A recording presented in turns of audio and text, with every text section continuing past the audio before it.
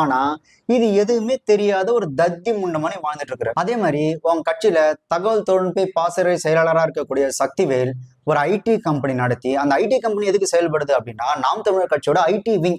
அவங்க பேசுற அந்த வீடியோ ஆடியோஸ் எல்லாம் கட் பண்ணி இந்த ஐடி விங்கா செயல்படுவாங்க இல்லையா, அவங்களோட கருத்துக்கு ஆதரவு சொல்லி சப்போர்ட் பண்ற மாதிரி போறது. அந்த மாதிரி ஐடி கம்பெனி பிளஸ் நாம் தமிழரோட ஐடி விங் அப்படின்னு ஒண்ணு நடத்தி சக்திவேல்ன்றவன் என்ன பண்ணிருக்கிறான் அப்படின்னா, அந்த கம்பெனில வேலைக்கு சேர்ற பல பெண்களுக்கு அவங்களோட கஷ்டத்தை கேட்டு தெரிஞ்சுக்கிட்டு கஷ்ட காலத்துல உதவுற மாதிரி பணம் கொடுத்து உதவி, அவங்களால எப்ப கொடுக்க முடியாது அப்படின்ற சூழல் வருதோ அப்போ அந்த பெண்கள் கிட்ட போயிட்டு, எனக்கு இப்பவே அந்த பணத்தை கொடு, இல்லைன்னா என் கூடயும் கட்சிக்காரங்க கூடயும் படு அப்படின்னு ஓப்பனா செக்ஸ் டார்ச்சர் கொடுத்துருக்கான். இதை அந்த கம்பெனில வேலை செஞ்ச பெண்கள் வந்துட்டு ஓப்பனா சொல்லியிருக்கிறாங்க, எங்களுக்கு இந்த மாதிரி எல்லாம் செக்ஸ் டார்ச்சர் கொடுத்தாங்க, பணம் கொடுத்து உதவுற மாதிரி உதவி, எங்களை இந்த மாதிரி தப்பா பயன்படுத்த அவங்க முயற்சி பண்ணாங்க, தப்பா பயன்படுத்தவும் செஞ்சாங்க.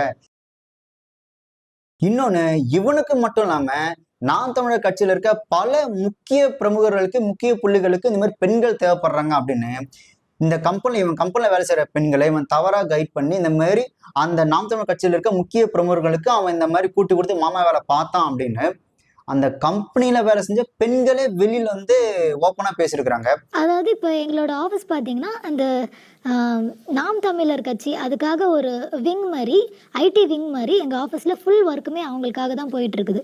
அந்த வாய்ஸ் வந்து மாடுலேஷன் பண்ணுறது. இவர் அந்த கட்சியில் இருக்காரா? அவங்க இருக்காங்க.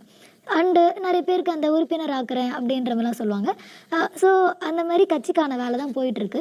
என்கிட்ட என்ன சொன்னாங்கன்னா, கட்சியிலேயே நிறைய பேருக்கு வந்து பொண்ணுங்க தேவைப்படுது, அங்கேயும் ஒன்று நான் அனுப்புகிறேன்.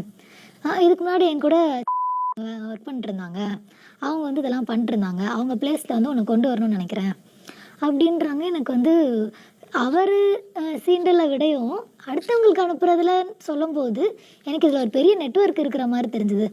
எனக்கு வந்து ஃபஸ்ட் திங் வந்து என்னோடய ஒரிஜினல் சர்டிஃபிகேட் இங்கே சப்மிட் பண்ணிட்டோமே அப்படின்னு தோணுச்சு. அதை வாங்கிட்டு வந்துட்டு ஃபுல்லாக அவேர் ஆக்கணும் அப்படின்னு தான் நான் நினச்சேன் ஃபஸ்ட்டு. அண்டு அந்த நாள் வந்து எனக்கு புரியாத மாதிரி நடித்த நாள்லாம் முடிஞ்சிட்டு அந்த நான் ஒரு குவிட் பண்ணுற டைம் வந்து என்ன ஆகுதுன்னா, அந்த ஒரு செப்டம்பர் டைமில், செப்டம்பர் 2024 இந்த வருஷம் தான், அப்படியே வந்து அவரோட லேப்டாப் ஓப்பன் பண்ணி வைக்கிறாங்க. அதேமாதிரி அவங்க பக்கத்தில் நான் உட்காடுறேன்.